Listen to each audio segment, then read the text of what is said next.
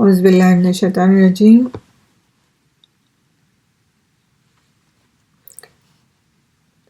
اس امت کی اصلاح، ہدایت اور نشاط ثانیہ اس وقت تک صحیح طریقے سے نہیں ہو سکتی جب تک اس چشمہ صافی سے فیض حاصل نہ کیا جائے، تحریف شدہ خیالات اور تصورات ترک نہ کیے جائیں، داعیان حق حسن خلق سے متصف نہ ہوں، لوگوں کو صرف اسی چشمہ صافی کی طرف دعوت اور اس کو اپنی ذات پر نافذ نہ کیا جائے۔ اللہ سبحانہ تعالیٰ فرماتے ہیں، یا ایھا الذین آمنوا لم تقولون ما لا تفعلون کبر مقتا عند اللہ ان تقولوا ما لا تفعلون۔ اے ایمان والو، تم وہ بات کیوں کہتے ہو جو تم کرتے نہیں؟ اللہ کے ہاں بڑی ناراضی ہے کہ تم ایسی باتیں کہو جو تم کرتے نہیں۔ اسی لیے اللہ سبحانہ تعالیٰ نے عمل سے پہلے علم حاصل کرنے کا اور دعوت اللہ کا کام کرنے سے پہلے عمل کا حکم دیا ہے۔ اللہ سبحانہ تعالیٰ قرآن حکیم میں فرماتے ہیں، فَاعْلَمْ أَنَّهُ لَا إِلَٰهَ إِلَّا اللَّهُ وَاسْتَغْفِرْ لِذَنبِكَ وَلِلْمُؤْمِنِينَ وَالْمُؤْمِنَاتِ۔ پس اے نبی صلی اللہ علیہ وسلم، آپ یقین کر لیجئے کہ اللہ کے سوا کوئی سچا معبود نہیں، اور اپنے اور مومنین مردوں اور عورتوں کے لیے بخشش طلب کیجئے۔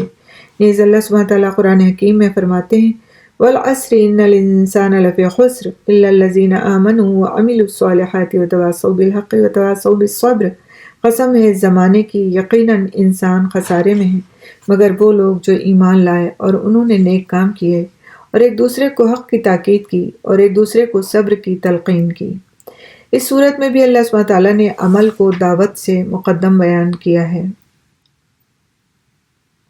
یعنی پہلے عمل اس کے بعد دعویٰ۔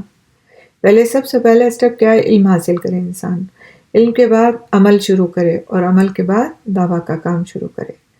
دعوت کے دوران میں حسن خلق داعی کو روشن دل بنا دیتا ہے، اس کے حواس کھول دیتا ہے، جس سے اسے حق کے مقامات صاف نظر آنے لگتے ہیں اور اسے دعوت کے دوران میں ان صحیح ذرائع اور درست اسالیب کا پتہ چل جاتا ہے جو حالات و اشخاص کے مطابق ہوتے ہیں۔ اللہ سبحانہ تعالیٰ فرماتے ہیں، یا ایھا الذین آمنوا ان تتقوا اللہ یجعل لکم فرقانا ویکفر عنکم سیئاتکم ویغفر لکم واللہ ذو الفضل العظیم۔ ایمان والو، اگر تم اللہ سے ڈرتے رہو گے تو وہ تمہارے لیے کسوٹی یعنی دلیل حق بنا دے گا اور تم سے تمہاری برائیاں دور کر دے گا اور تمہیں بخش دے گا، اور اللہ بہت بڑے فضل والا ہے۔ یعنی کہ ڈرنے کا نتیجہ کیا ہوگا؟ تقویٰ کا نتیجہ کیا ہوگا؟ کہ وہ تمہارے لیے کسوٹی بنا دے گا، یعنی جس پر تم حق اور باطل کو پرکھ سکو گے، اور تم سے تمہاری برائیاں دور کر دے گا اور تمہیں بخش دے گا۔ اور چاہیے کیا؟ کسی انسان کو کہ اس سے اس کی برائیاں دور کر دی جائیں، اللہ سبحانہ تعالیٰ اسے بخش دے۔ دعوت میں حسن خلق آگ سے نجات اور جنت میں اعلیٰ درجات کے حصول کا سبب بنتا ہے، اور اللہ عز و جل کی رضا کے ساتھ ساتھ یہی مومن کا مقصود و مطلوب ہے۔ اسی لیے جب رسول اکرم صلی اللہ علیہ وسلم نے ایک آدمی سے پوچھا، تم نماز میں کیا پڑھتے ہو؟ اس نے کہا، میں تشہد پڑھتا ہوں، پھر میں اللہ سے جنت کا سوال کرتا ہوں اور جہنم سے پناہ مانگتا ہوں، اور میں آپ کی اور حضرت معاذ رضی اللہ تعالیٰ عنہ کی گنگناہٹ کو اچھی طرح نہیں سمجھتا۔ یعنی آپ اور معاذ رضی اللہ تعالیٰ عنہ کیا دعا مانگتے ہیں یہ میں اچھی طرح نہیں سمجھتا۔ نبی کریم صلی اللہ علیہ وسلم نے فرمایا، ہم بھی ان یعنی جنت و جہنم کے گرد ہی گنگناتے ہیں، یعنی جنت کا سوال اور دوزخ سے پناہ مانگتے ہیں۔ اس سے معلوم ہوتا ہے کہ اللہ عز و جل کی رضا کے حصول کے بعد تمام اقوال و افعال اور عقائد اور اعمال کا مقصود و مطلوب جنت کا حصول اور آگ سے نجات ہے۔ رسول اکرم صلی اللہ علیہ وسلم نے حسن خلق والے شخص کو جنت کے بلند ترین حصے میں گھر ملنے کی ضمانت دی ہے۔ اب آپ یہ ضمانت پڑھ لیں گے نا تو پھر آپ سوچیں گے کہ حسن خلق پر ہی ساری محنت کرنی چاہیے، اور بد اخلاقی اگر ہے جیسا کہ مجھے امید ہے کہ نہیں ہوگی، تو اس بد اخلاقی کو اپنے اندر سے ہر صورت نکالنا ہے، چاہے کتنی محنت کرنا پڑے۔ آپ اس خوبصورت حدیث کو ہم پڑھنے جا رہے ہیں انشاءاللہ۔ آپ صلی اللہ علیہ وسلم نے فرمایا، انا زعیم ببیت فی ربد الجنت لمن ترک المراء وان کان محقا وببیت فی وسط الجنت لمن ترک الکذب وان کان مازحا وببیت فی اعلی الجنت لمن حسن خلقہ۔ ترجمہ، میں اس شخص کو جنت کے کنارے ایک گھر کی ضمانت دیتا ہوں جو حق پر ہونے کے باوجود جھگڑا چھوڑ دے، اور اس شخص کو جنت کے درمیان ایک گھر کی ضمانت دیتا ہوں جو مذاق اور مزاح میں بھی جھوٹ نہ بولے، اور جو حسن خلق سے متصف ہوا اسے جنت کے بلند ترین حصے میں گھر کی ضمانت دیتا ہوں۔ سبحان اللہ۔ ایک ضمانت ہے کنارے پر گھر کی، دوسری ضمانت ہے درمیان میں گھر کی۔ دونوں بہت اہم ہیں، کوئی بھی کم اہمیت نہیں ہے، لیکن بلند ترین حصے میں گھر کی ضمانت۔ آج ہم جو بہت بڑے بڑے کام کر جاتے ہیں اور بڑی بڑی بد اخلاقیاں کر جاتے ہیں، اس کی ایک بہت بڑی ریزن یہ ہوتی ہے کہ ہم اپنے خواہشات کے پیچھے لگے ہوتے ہیں۔ ہمیں اپنی خواہش پوری کرنی ہے، اپنی تمنائیں پوری کرنی ہے، اپنے جذبوں کی تسکین کرنی ہے۔ اس کے لیے ہمیں بد اخلاقی کرنا پڑے، کسی کے ساتھ جھوٹ بولنا پڑے، خیانت کرنا پڑے، برا سلوک کرنا پڑے، بدخواہی کرنا پڑے، منہ پہ گالیاں دینی پڑیں، پیٹھ پیچھے برائیاں کرنی پڑیں، بہتان لگانے پڑیں، چولیاں کرنا پڑے، سب کچھ یہ ساری اخلاقی برائیاں کرنے پر ہم تیار ہو جاتے ہیں۔ کس لیے؟ تاکہ اس دنیا میں ہمیں بلند مرتبہ مل جائے، عہدہ مل جائے، شہرت مل جائے، بہترین گھر مل جائے، وسعت والی زمینیں مل جائیں، لوگوں کے اندر عزت مل جائے۔ اب آپ دیکھیے، اچھے اخلاق والے کو جنت میں، اعلیٰ جنت میں، یعنی بلند ترین حصے میں، جنت کے بلند ترین حصے میں گھر کی ضمانت دی گئی ہے۔ یعنی خالی وعدہ نہیں کیا گیا، ضمانت۔ آپ سے اگر کوئی چیز، کوئی شخص کسی بات کی ضمانت لے لیتا ہے آپ کے لیے کہ میں آپ کے لیے فلاں بات کی ضمانت لیتا ہوں، تو آپ کتنا مطمئن ہو جاتے ہیں کہ اب اس کی ذمہ داری بن گئی ہے، میرے لیے یہ کام کر کے دے گا ہی دے گا۔ اور یہ ضمانت کون لے رہا ہے؟ رسول اکرم صلی اللہ علیہ وسلم یہ ضمانت لے رہے ہیں کہ جن کو ہم سب سے زیادہ سچا اور سب سے زیادہ امین سمجھتے ہیں۔ تو اس کے لیے پھر ہماری محنتیں شروع ہو جانا چاہیے۔ اگر اب تک نہیں ہوئی تو اب ہو جانا چاہیے۔ بتائیں، اپنے گھر والوں کو بتائیں، اپنے ساتھیوں کو بتائیں کہ جنت میں کنارے پر گھر کب بنے گا، اور بیچ میں گھر کب بنے گا، اور جنت کے اعلیٰ مقام پر گھر کب بنے گا، جب ہمیں اس کے لیے کون سی محنت کرنی ہے جو ہم اس کے حقدار ہو جائیں انشاءاللہ۔ حسن خلق ان بہت سے اعمال میں سے ایک عمل ہے جن کے ذریعے سے مسلمان جنت میں داخل ہوں گے۔ نبی کریم صلی اللہ علیہ وسلم سے پوچھا گیا کہ وہ عمل کیا ہے جس کی بدولت لوگ بکثرت جنت میں داخل ہوں گے؟ آپ صلی اللہ علیہ وسلم نے فرمایا، تقوی اللہ و حسن الخلق، اللہ کا ڈر اور حسن خلق، یعنی اللہ کا تقوی اختیار کرنا، برائیوں سے بچنا اور اللہ سے ڈرتے رہنا اور اچھے اخلاق کو اختیار کرنا۔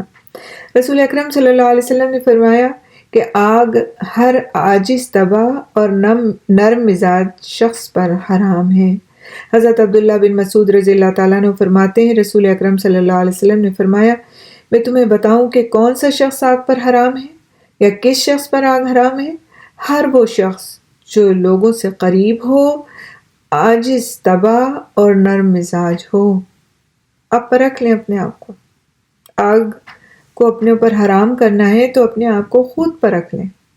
جتنا اچھا محاسبہ ہم اپنا خود کرتے ہیں اتنا کوئی دوسرا ہمارا کر نہیں سکتا ہے، اس لیے کہ ہم کو اپنی خوبیاں بھی پتہ ہیں اور اپنی خامیاں بھی پتہ ہیں۔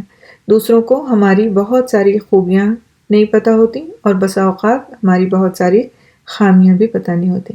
تو سب سے اچھا محاسب انسان خود اپنا ہوتا ہے، خود سمجھ سکتا ہے کہ وہ کتنا لوگوں سے قریب ہے، کتنی اس کی طبیعت میں عاجزی ہے اور کتنی اس کے اندر نرم مزاجی ہے، کیونکہ عاجزی اور نرم مزاجی یہ دو ایسی صفات ہیں جو لوگوں کو، کسی بھی شخص کو لوگوں سے قریب کر دیتی ہیں، کیونکہ جب اس کے مزاج میں عاجزی ہوتی ہے تو لوگ آسانی سے اس کے قریب آنے لگ جاتے ہیں، اور اگر نرم مزاجی بھی ساتھ شامل ہو جاتی ہے تو پھر وہ لوگوں کو بالکل اپنا گرویدہ کر لیتا ہے، جو کہ ایک دین کے داعی کے لیے بہت ضروری وصف ہے۔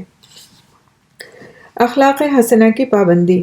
حسن خلق اس قدر وسیع موضوع ہے کہ اس کے زمرے میں تحمل و بردباری، سخاوت و بخشش، عفو و درگزر، نرمی و شفقت، صبر و عزیمت، مضبوطی و ثابت قدمی، عدل و انصاف، سچائی و نیکی، وفاداری و ایثار، رحمت و پاک بازی، کثر نفسی اور زہد، عقل مندی اور چستی، آزادی و جمع مردی، جرأت و بہادری اور امانت و اخلاص جیسی سبھی صفات شامل ہیں۔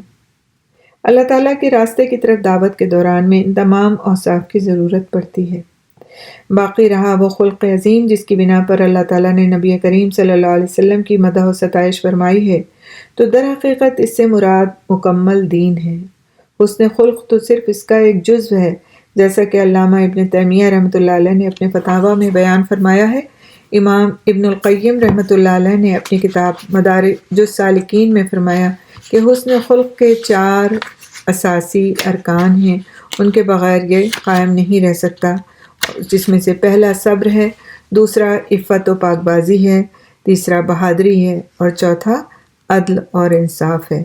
تمام اخلاق فاضلہ انہی 4 اوصاف سے جنم لیتے ہیں، یعنی یہ 4 مین خصوصیات ہیں: صبر کرنا، عفت و پاک بازی کی زندگی گزارنا، بہادری ہونا، یعنی کہ عاجزی کا مطلب یہ نہیں ہے کہ انسان اپنی کمزوری کو نمایاں کرے اور اپنے آپ کو لوگوں کے سامنے بالکل کمزور بنا کر پیش کرے۔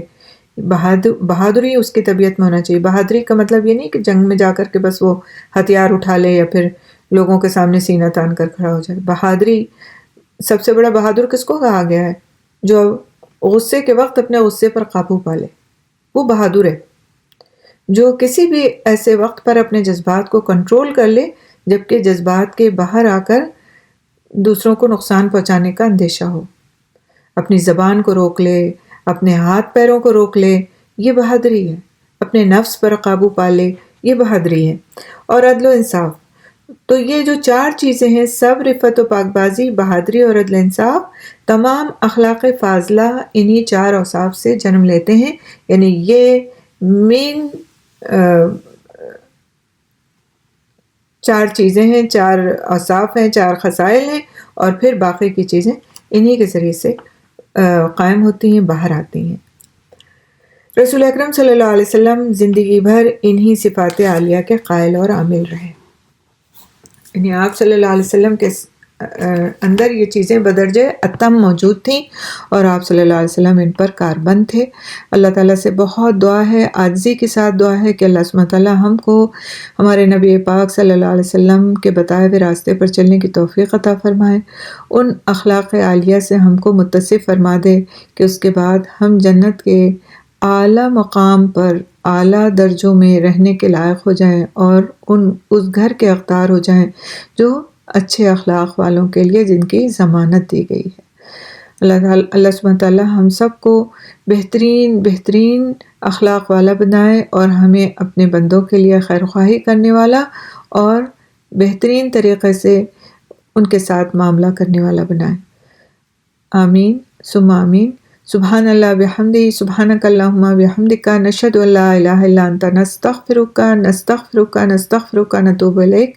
السلام علیکم ورحمۃ اللہ وبرکاتہ۔